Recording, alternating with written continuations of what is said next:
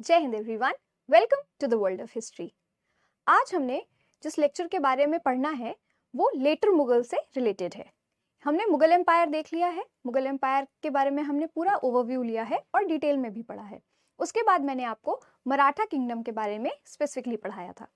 अब हम उसी पैरेलल लाइन पे लेटर मुगल्स के बारे में पढ़ेंगे। लेटर मुगल्स कौन है, उनका नाम ये लेटर मुगल क्यों पड़ा है और उनके टाइम पे, उनके इस टाइम लाइन में क्या क्या चेंजेस आए हैं पॉलिटिकल, इकोनॉमिक, एडमिनिस्ट्रेटिव सिनेरियो में इंडियन सब कॉन्टिनेंट में, वो हम देखेंगे इस लेक्चर में। So let's begin with this. Before starting this chapter मैं आपको ये बताना चाहती हूँ कि ये चैप्टर जो है, ये जो पर्टिकुलर टॉपिक है, ये बहुत ही छोटा सा टॉपिक है और इससे क्वेश्चंस भी बहुत ज़्यादा डिटेल में नहीं आते हैं।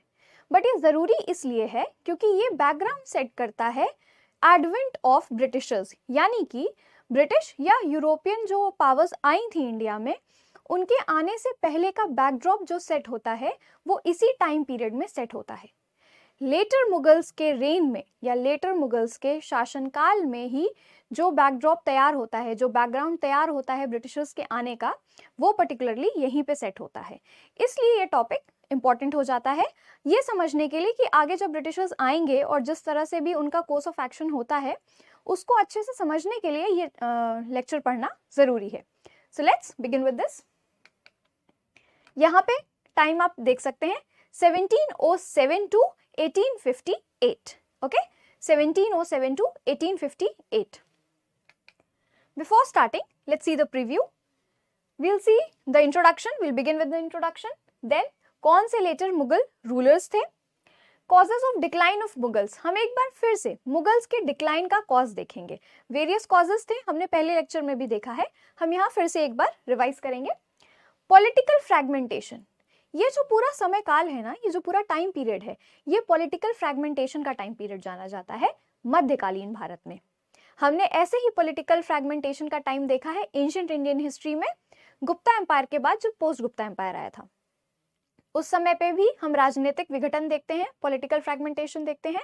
And similarly on same lines हम मिडिवल इंडिया में पॉलिटिकल फ्रैगमेंटेशन देखते हैं, कब? मुगल एम्पायर के बाद लेटर मुगल्स के टाइम पीरियड में। Then we will see the economic challenges. Colonial encroachment, अब यहाँ से शुरू हो जाता है ब्रिटिशर्स के बारे में हम थोड़ी थोड़ी जानकारी, उनका थोड़ा थोड़ा जिक्र देखने लगेंगे लेटर मुगल के टाइम पीरियड में। फिर हम देखेंगे उन्होंने इंक्रोचमेंट कैसे किया। इंक्रोचमेंट को हिंदी में अतिक्रमण कहते हैं। किसी भी जगह को जबरदस्ती कब्जा कर लेना उस जगह के ऊपर, उसको अतिक्रमण या इंक्रोचमेंट कहते हैं। तो कॉलोनियल इंक्रोचमेंट कैसे हुआ था, जो ब्रिटिश ताकत थी, जो ब्रितानी साम्राज्य था, उसने कैसे इंक्रोचमेंट किया है इंडियन सब कॉन्टिनेंट पे, वो उसकी शुरुआत जो है वो लेटर मुगल के टाइम पीरियड से हो जाती है। Then we will see decline of central authority. Later Mughal में भी जो भी लेटर मुगल रूलर्स थे, at least they were like a central authority, नाम के लिए ही सही, for name sake, but at least the authority resided in the later Mughal emperors. But how this authority itself declined, that we will see in this lecture. Starting with the introduction, later Mughal refers to the period following reign of Aurangzeb. अब जब हम Mughal empire की बात करते हैं तो बाबर से शुरू होके वो खत्म कहाँ होता है? औरंगजेब पे। जब हम लेटर मुगल की बात कर रहे हैं, अभी हमने टाइमलाइन देखा 1707 ये स्टार्ट है। 1707 स्टार्ट क्यों है? Because 1707 was the year where Aurangzeb died.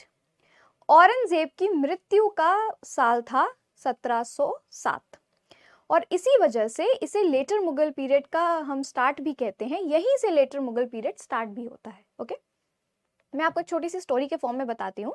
एक बहुत छोटा सा इंसिडेंट हुआ था। छोटा सा क्या था, मिडिवल हिस्ट्री में एक इंपॉर्टेंस रखता है लेटर मुगल पीरियड के स्टार्ट होने पे, तो I tell you in a story form. हुआ क्या था, जब औरंगजेब के शासनकाल में भी हम डिक्लाइन देखने लगे थे मुगल एम्पायर का, ठीक है ना। मैंने बताया था आपको औरंगजेब की जो पॉलिसीज थी वो बहुत ही स्टॉन्च थी, उनमें फ्लेक्सिबिलिटी नहीं थी, किसी तरह का लचीलापन नहीं था।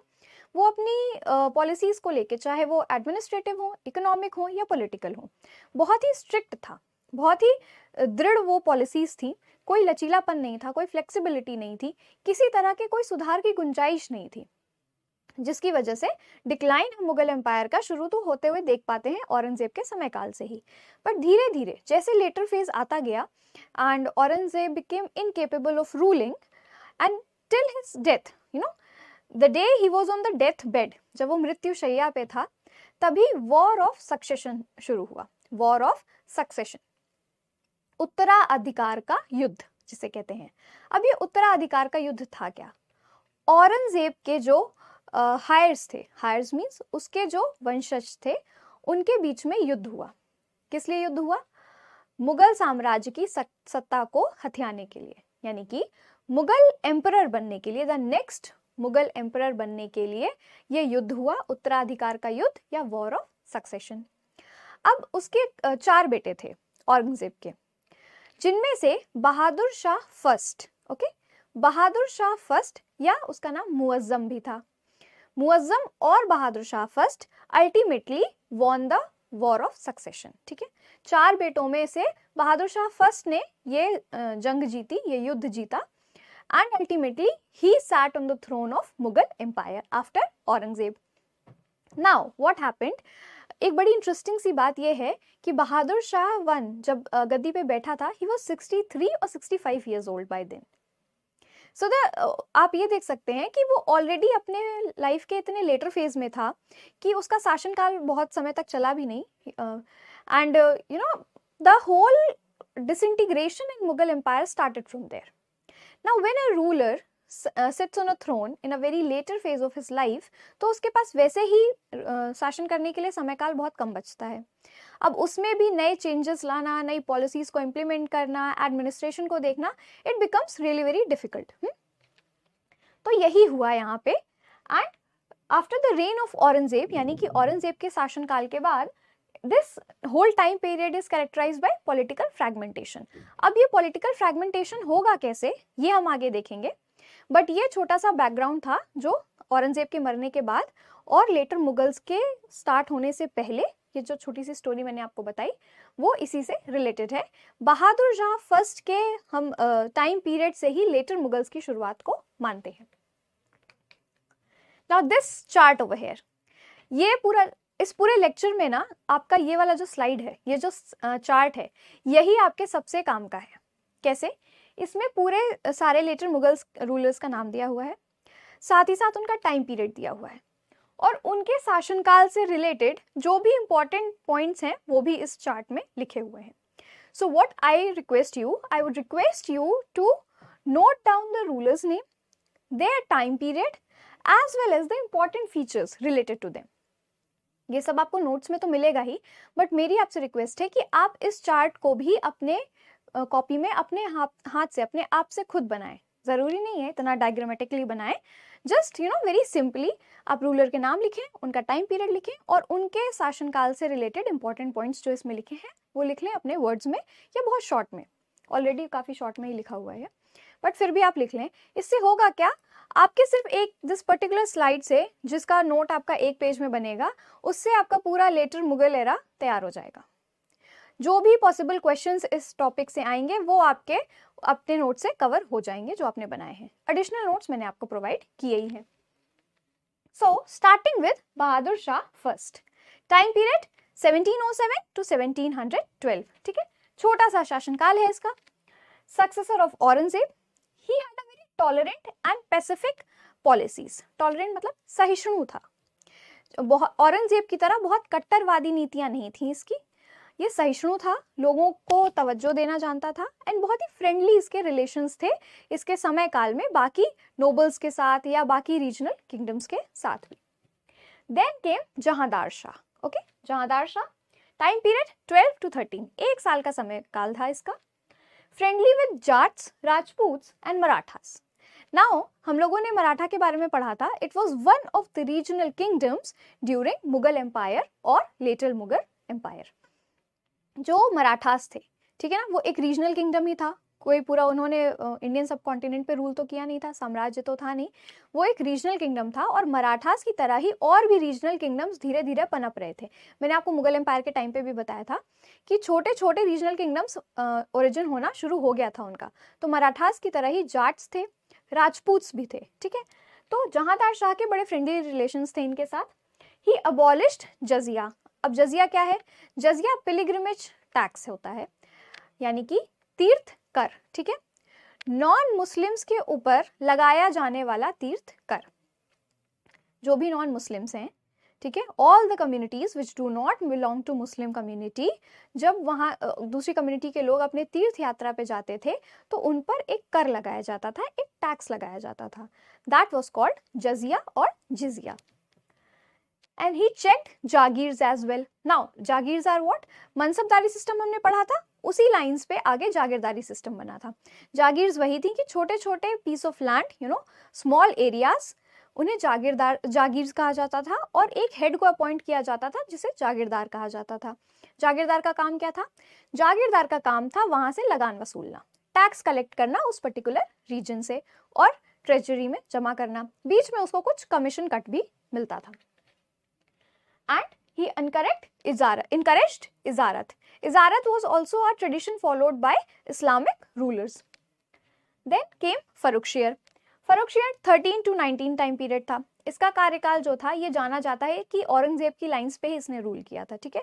ये भी काफ़ी कट्टरवादी नीतियों से प्रभावित था, इसकी पॉलिसीज भी बहुत स्टॉन्च होती थी।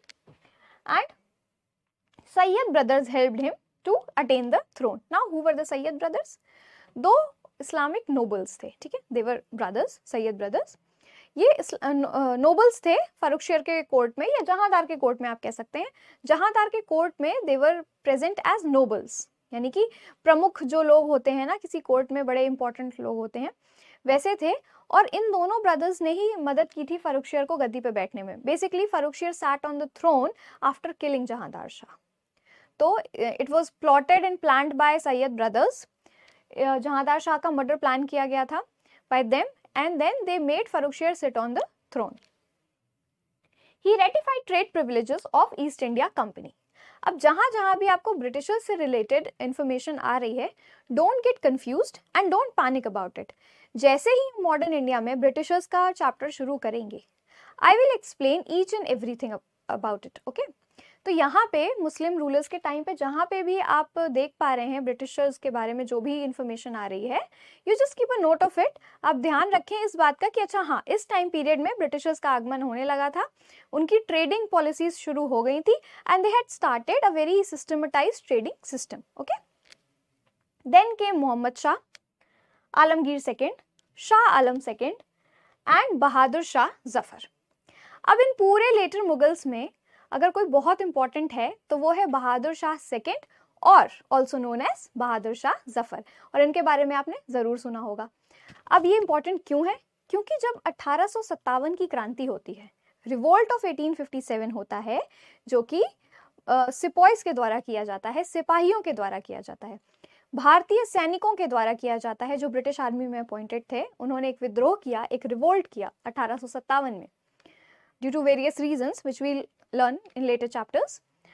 उस विद्रोह के दौरान बहादुर Shah Zafar was the one who was ruling in Delhi, ठीक है।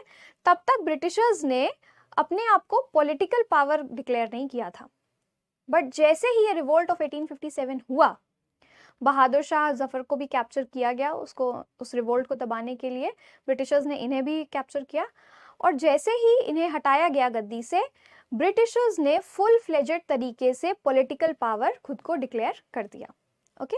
दैट इज व्हाई बहादुर शाह जफर का जो कार्यकाल है वो इंपॉर्टेंट बन जाता है। Moving on, these were the causes of decline of Mughals. हम एक बार देख चुके हैं, फिर से एक बार देखते हैं। ये जो डिक्लाइन के कॉजेज हैं ये सिर्फ पर्टिकुलरली मुगल्स के लिए नहीं है, लेटर मुगल्स पे भी अप्लाई होते हैं। बेसिकली वो कंटिन्यूएशन में ही चल रहा था ना, मुगल्स खत्म हुए, यानी कि औरंगजेब की डेथ हुई, उसके बाद तुरंत ही तो लेटर मुगल्स आ गए, है ना। कोई बीच में ब्रेक नहीं था कि औरंगजेब के मरने के बाद कुछ 10-20 साल का ब्रेक आ रहा है तब लेटर मुगल्स आ रहे हैं। No, it was in continuation. Aurangzeb's strong rule, I told you. Collapse of administration, collapse of administration क्यों हुआ? क्योंकि औरंगजेब के मरने के बाद तुरंत वॉर ऑफ सक्सेशन हो गया, ठीक है। जब ये युद्ध चलता रहा तो वैसे ही एडमिनिस्ट्रेशन उससे प्रभावित हुआ। जागीरदारी क्राइसिस हुई। अब ये जो जागीरदार अपॉइंट किए गए थे जागीर्स को संभालने के लिए, इन्होंने मनमाना लगान वसूलना शुरू कर दिया। ये मनमाना लगान तो वसूलते थे, लेकिन ये उतना अमाउंट जो है वो जमा नहीं करते थे ट्रेजरी में, तो इकोनॉमिक चैलेंजेस आने लगे। एग्रेरियन क्राइसिस आई।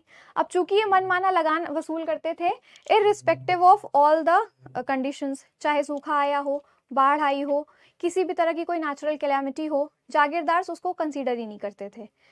उनका बस तरीका था कि क्रूअल तरीके से, किसी भी तरीके से टैक्स कलेक्ट करना अग्रेरियन से। अब टैक्स आता कहाँ था उस टाइम पे?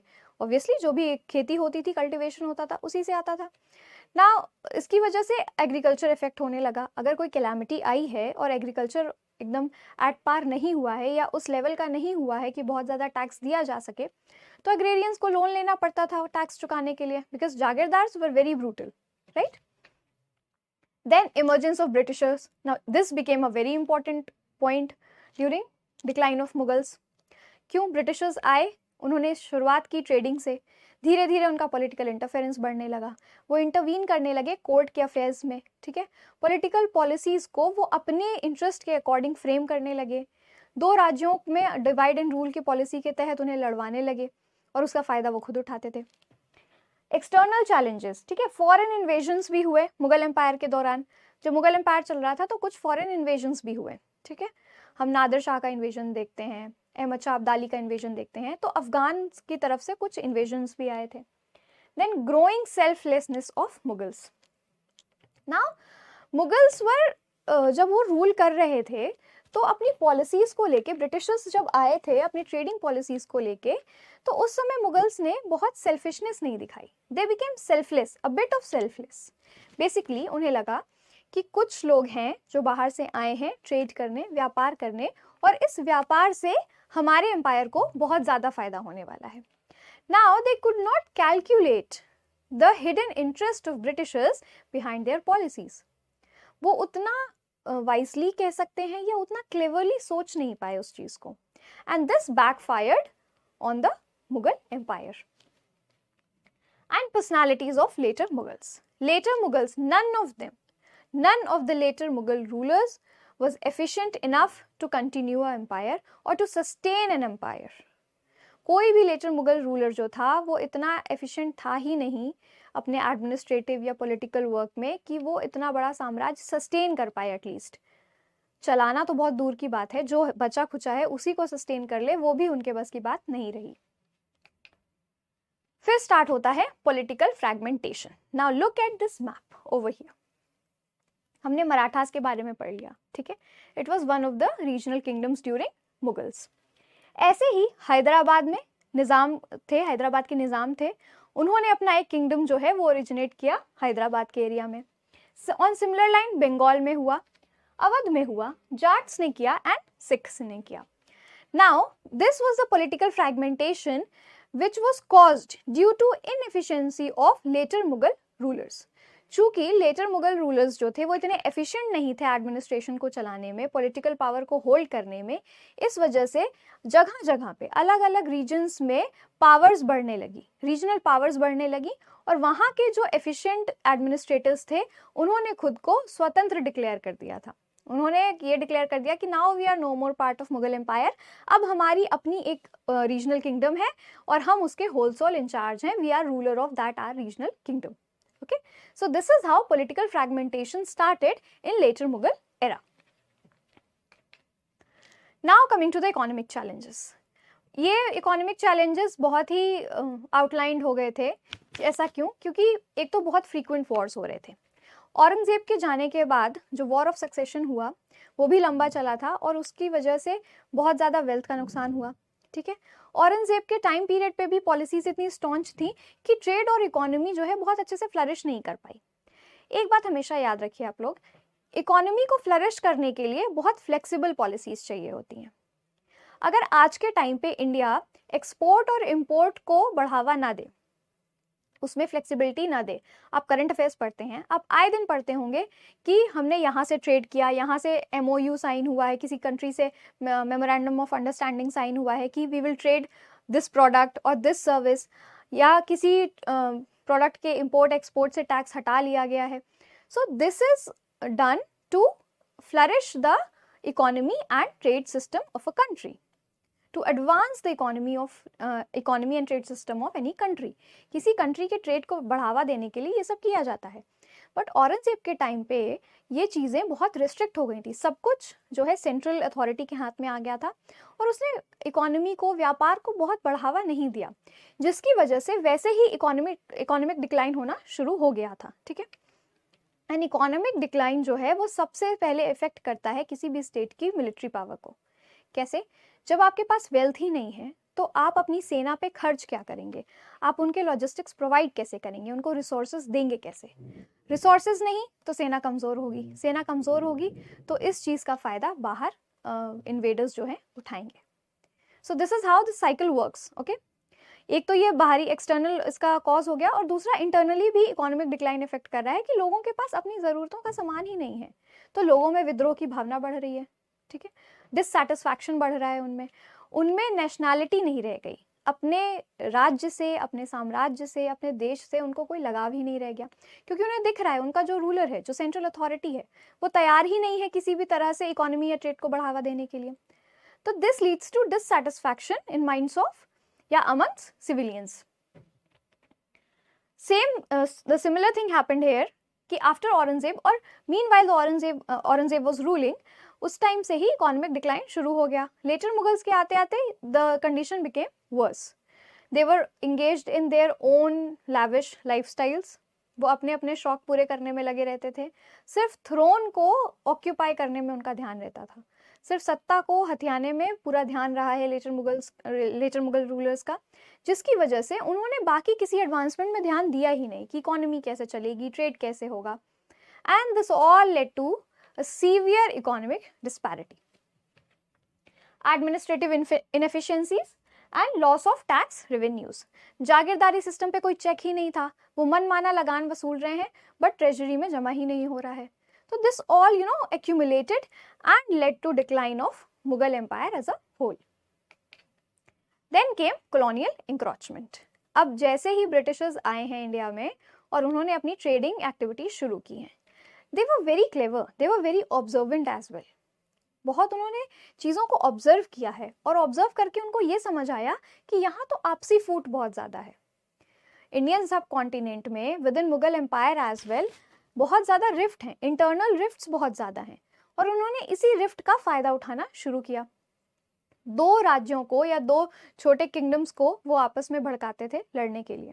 ठीक है, now when they kingdoms used to fight, जब वो वॉर में इंगेज होते थे तो वो एक दूसरे की मदद के नाम पे उनको मिलिट्री तो प्रोवाइड करते थे, थोड़ी सी सैनिक शक्तियाँ उनको दे दी, थोड़ा सा सैन्य बल उनको दे दिया और उसके बदले में हेवी अमाउंट चार्ज किया।